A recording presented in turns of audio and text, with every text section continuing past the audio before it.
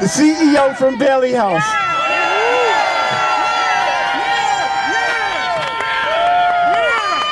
I don't have to tell you what $12 a day looks like, but we need to let the people of New York know that this is what $12 a day looks like. This is what Governor Paterson has sentenced people with AIDS. People with AIDS relying on the city for housing. This is what they've sentenced people to day after day. That's not right.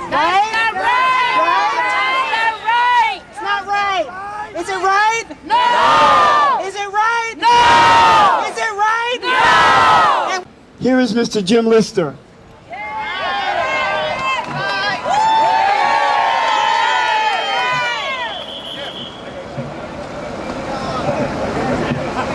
So why have I decided to get arrested? After 3 years, why has it come to this? I wrote many letters to my legislators and arranged for many letter writing campaigns. I made many phone calls and arranged for many phone banks. I wrote op-eds in newspapers. I've been interviewed on radio programs. I've been interviewed by newscasters. I met with probably 1/3 of the 150 assembly members, and probably that number, 1/3 of 62 senators, and about 66 city council members. I traveled to Albany over 200 times, and I drove. I bird-dogged legislators who I could not get an appointment with, just to have a few moments walking down a hall in the Capitol to try sell the idea of an appointment about the 30% rent cap bill. I have spoken before many groups to muster support. I talked to Governor Paterson first on the stage at AIDS Walk for about 2 hours when he explained why he couldn't sign it because he had to find the money for it. Then, at his invitation, the day after Gay Pride, for about an hour and 15 minutes when we explained how the bill would pay for itself. Then again, at his invitation, the day before he vetoed the bill, we gave him all the answers he asked for and needed to justify to anyone who asked why he signed the bill. I bird-dogged him too. His security staff and I have become friends. My efforts have convinced Democrats and Republicans in the Assembly and the Senate that this bill is the responsible decision, morally and financially, especially in these cash-strapped years. My efforts have educated New York State legislators, and I can't think of how many state committees about the built-in discrimination and financial waste of the HASA program for low-income people living with AIDS that puts me at risk every single day of losing my home of 31 years.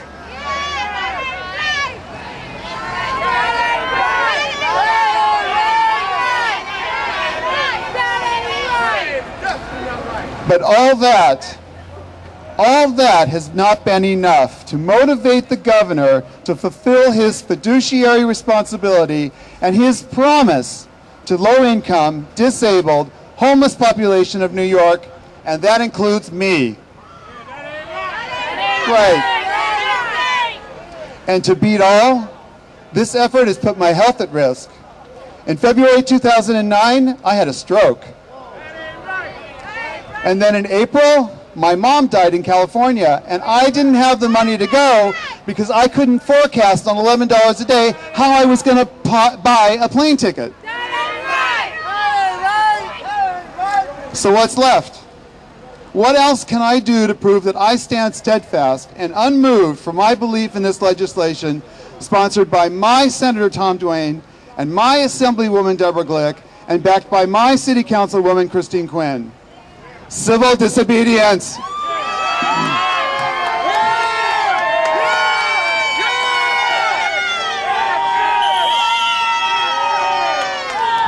He has left me with no more options. Blemishing my criminal record, sacrificing my civil reputation to prove my belief in financial responsibility of the 30% rent cap bill. So, when we step out and block Broadway, I want all of you to cheer and chant so loud that Paterson can hear you all the way in Puerto Rico.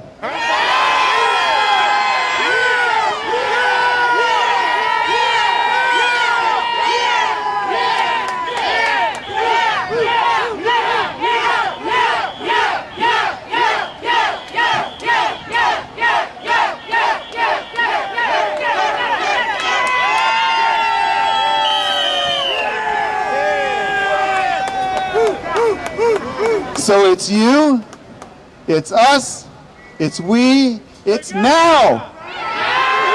You, us, we, now. You, us, we, now. You, us, we, now. Thanks a lot. Assemblywoman, Miss Deborah Glick.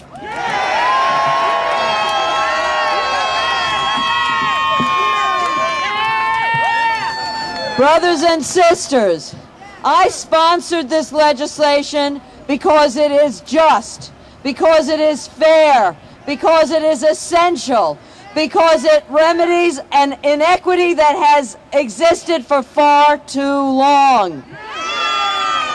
The members of the Assembly voted in favor of it. The members of the Senate voted in favor of it. Last December, Governor Paterson promised he would sign it if we passed it. We passed it because it is just, right, essential, and because it is necessary to save people's lives. This is the only housing program that does not have a 30% rent cap. People living in housing authority housing, whether they have a disability or not, have a 30% rent cap because they are low income. And thanks to your power and your determination and the power and determination of the activist community, we were able to pass this legislation not once, but twice in the New York State Senate when they said it couldn't be done.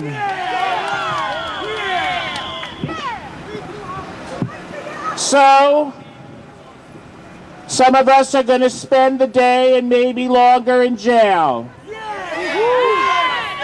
But that's nothing to the imprisonment that Mayor Bloomberg and Governor Paterson are forcing people with AIDS to live in every day. Let's go.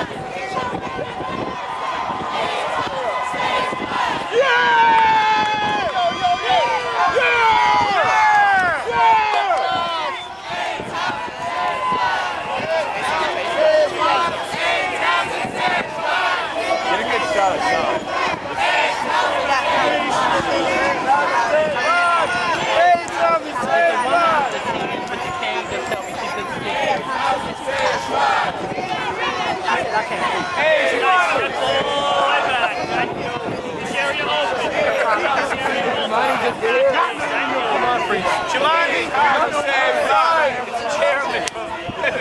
How you doing? We started to get going. No, I gotta say I had a couple of situations. Okay. The last arrest over there, the race. Oh yeah, yeah. Good. Hopefully I'll do the next one. Okay.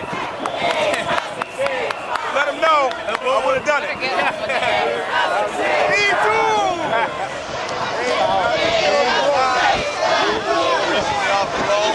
Maybe you can try to, we'll try to get Assemblyman Rivera here with us next time. There's a councilman from Monty. How are you? He just instantly called water. Why you got out? I'm going to put it on YouTube right now. Oh, okay.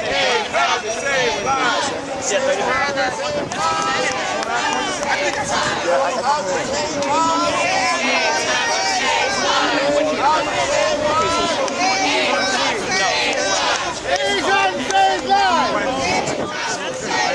AIDS how to save lives.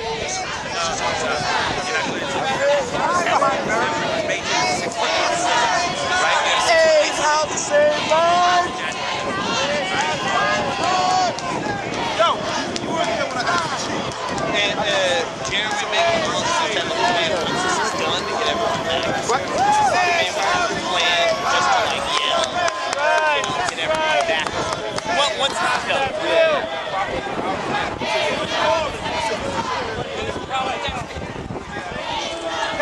How can they see that?